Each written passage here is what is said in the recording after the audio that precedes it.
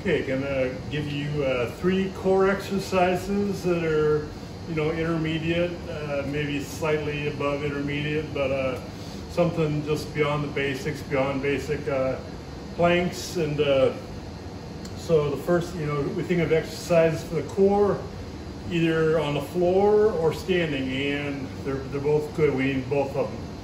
So for the floor, the first 2 I'm going to show you. I'm going to do a pullover exercise with a kettlebell in this case. You use a weight plate, dumbbell, whatever, sandbag, doesn't really matter what the weight is. I'll show you two variations of the pullover, and then I'll show you the RKC plank. The RKC stands for Russian Kettlebell Challenge, and the RKC is one of the groups that certifies kettlebell instructors, and it's a plank on steroids. So if you've never seen it, just wait. Like I say, if you like planks, this takes it up a notch so you don't have to spend minutes trying to do planks. But first, okay, let me get in position here.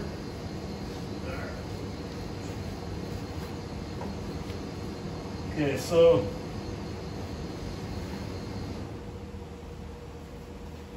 I'm gonna have my hips and knees bent about 90 degrees. Just gonna hold right there. In a slow motion, take the weight overhead. Obviously not hit the treadmill.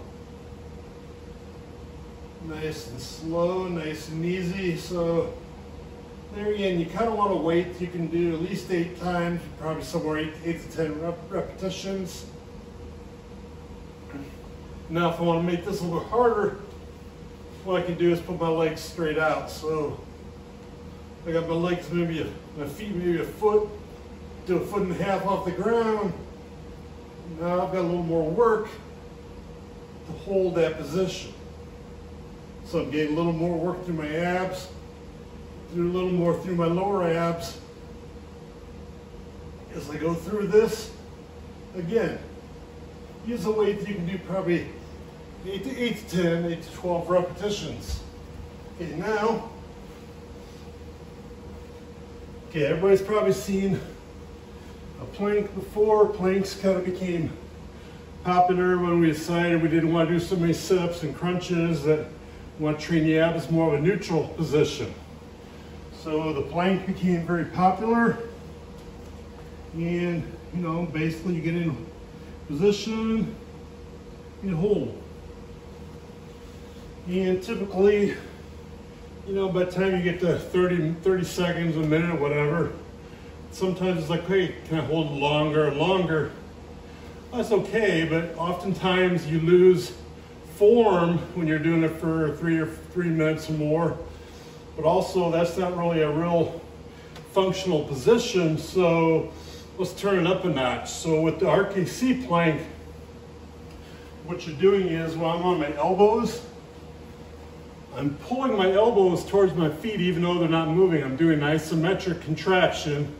Same thing with my feet. I'm pulling my feet towards my head, isometric contraction.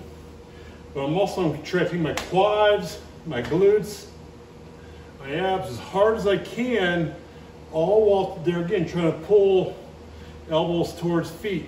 So I get a much stronger contraction. So we'll get here, then I'll try to pull hard, contract everything.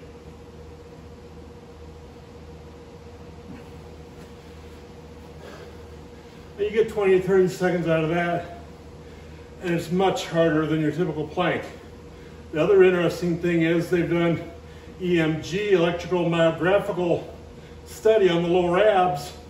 Doing that RKC plank has 3 times as much activation for your lower abs as the standard plank. So that right there is a reason to do it, plus the fact you don't have to spend minutes doing it there. You do 3 sets of those, 3 sets of pullovers, and some side planks, whatever else you want to do.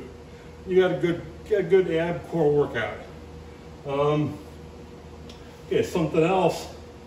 If you're a real stud and just even regular RKC plank isn't tough enough, then you want to make it even tougher, which there again is probably only maybe 10% or less of you. Easy, same position, only now I'm picking elbow up And so I tried it. Now I've got 3 points of contact.